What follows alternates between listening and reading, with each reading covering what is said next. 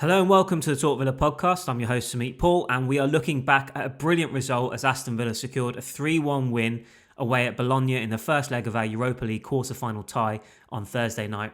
Now, it wasn't a particularly impressive or convincing performance, as I thought we struggled in the first half in particular, and I'll discuss that in a bit more detail later in the podcast.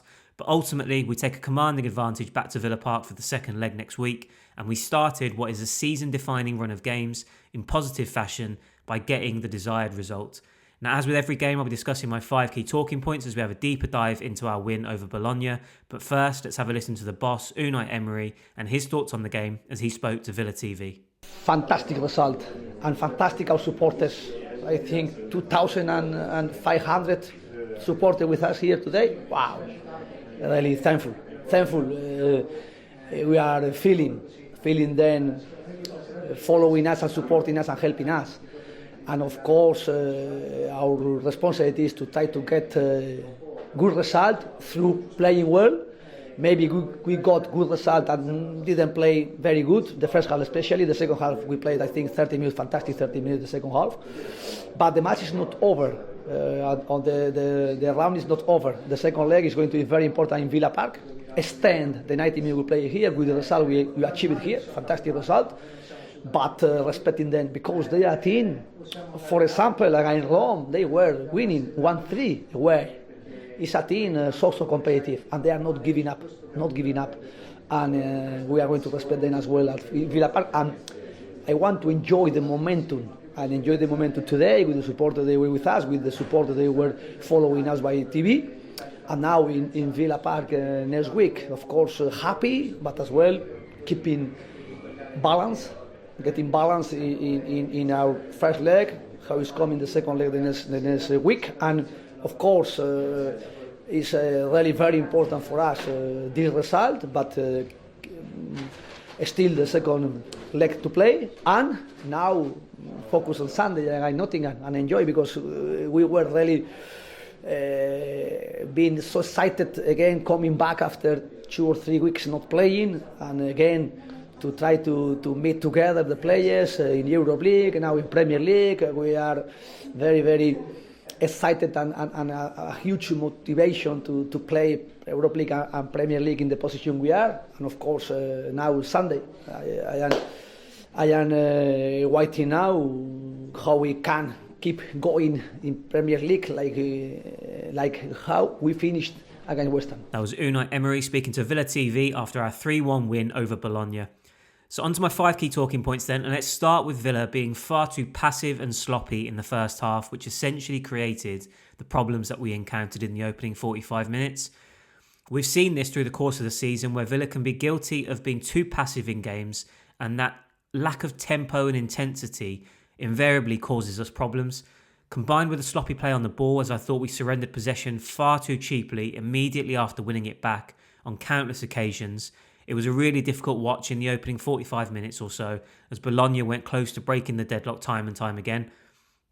Now, the first goal was always going to be decisive in this game because it allows us to then to settle into our rhythm and tempo, dictate the game and sort of play at our own pace, and Bologna then have to start chasing the game. So after Ezri Konsa headed home our opener, I thought there was undoubtedly an improvement in our play. As we grew into the contest, we took advantage of Bologna's drop in intensity, and we then started to exploit the space that subsequently presented itself. However, if we do adopt a similar approach in the second leg and beyond if we advance, the outcome could be very, very different. They obviously had their goal ruled out for offside, they hit the crossbar, they went close on other occasions, and I felt as though the big factor behind that was the lack of intensity and the passiveness that Villa showed in the opening 45 minutes. On to the second point, and that is we need a plan for Jonathan Rowe in the second leg. Now, despite the early warning signs, Villa struggled to adjust and come up with a strategy to try and limit Jonathan Rowe's threat down Bologna's left flank. Matty Cash worked tirelessly to try and nullify him, but he undoubtedly lost that specific duel.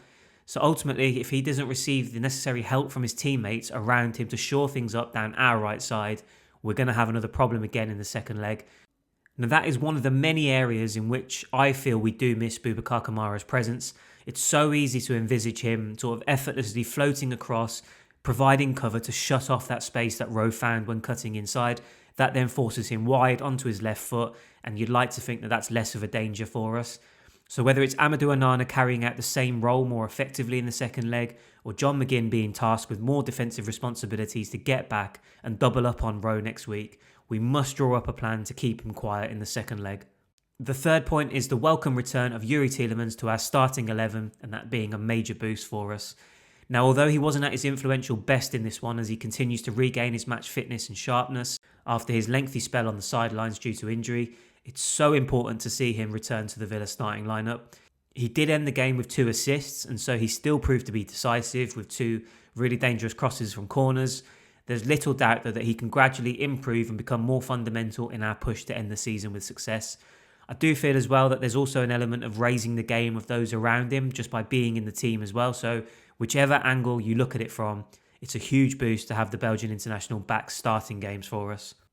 The fourth point is a bit of a negative, and that is signs of Morgan Rogers struggling again now.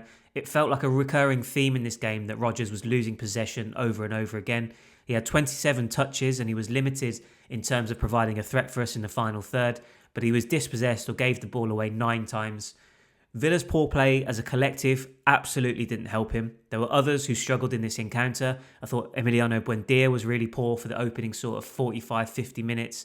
And then once you saw him press and forced a mistake to the Watkins' goal to make it 2-0, he then started to find space and play dangerous passes, and he grew into the game, whereas I didn't feel as though we saw that from Morgan Rogers. Now, it's a little bit concerning because it was such a disappointing night for him, and the way that the game went for him, it was reminiscent of his early season problems, and I don't think his body language was particularly reassuring. There was obviously transfer speculation that conveniently broke just before the game, linking Rogers with a move elsewhere this summer for something in the region of 18-90 million pounds. Don't know whether that was a sort of a factor in distracting him or playing on his mind or just unsettling things, but hopefully this was just a minor blip rather than an indication of another dip in form, because we're going to need him to deliver in the coming weeks as we reach a critical point in the season. As he noted a few months back, his job in the team is to score goals and create for others. That will naturally lead him to trying to unlock defences by showing more creativity, more courage than others to try and make something happen. So mistakes are absolutely to be expected and they're fine. But this, for me, in my opinion at least, was that this was a performance well below the standard he has set. And I just didn't like not only the wastefulness in possession, but then the sort of attitude and lack of effort. Apart from once where he did track back and he tracked Jonathan Rowe all the way from one end of the pitch to another.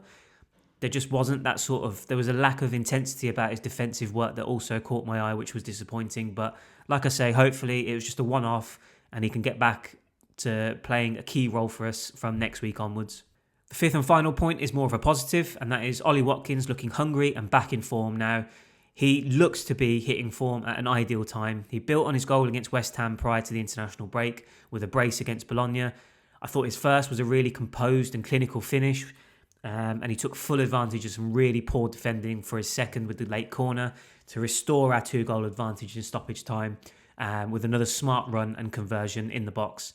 Now, it's imperative that he keeps this goal-scoring form going as we look a much more dangerous side as a result. He said it himself in his post-match interview. He is hungry to keep finding the back of the net, not only for himself, for his own sort of self-esteem and confidence. It's going to fire us to success between now and the end of the season. And then, of course, he has to make a strong case to win back his spot in the England squad for the World Cup this summer. So there's lots to play for. There's lots on the line. There's lots of motivation, no doubt, for Watkins across multiple fronts. He deserves credit for the shift that he put in up front. I thought his running off the ball, his hold-up play, his link-up play, all really positive on a difficult night when we weren't really looking like much of an attacking threat. I thought he was an outlet for us, and he worked really, really hard to at least give us a focal point up top. But his goals are ultimately what he'll be judged on, and it was fantastic to see him celebrating once again as he looks to be trying to find the back of the net on a more consistent basis. So what were your talking points from our win over Bologna? Let me know your thoughts. If you're listening on YouTube, leave your comments below.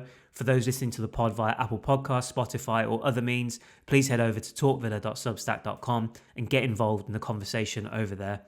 So that's a wrap on this episode of the Talk Villa podcast. A big thank you as always for taking the time to have a listen. Please do subscribe to the pod or channel depending on where you're listening. So that's either on Apple Podcasts, Spotify or YouTube.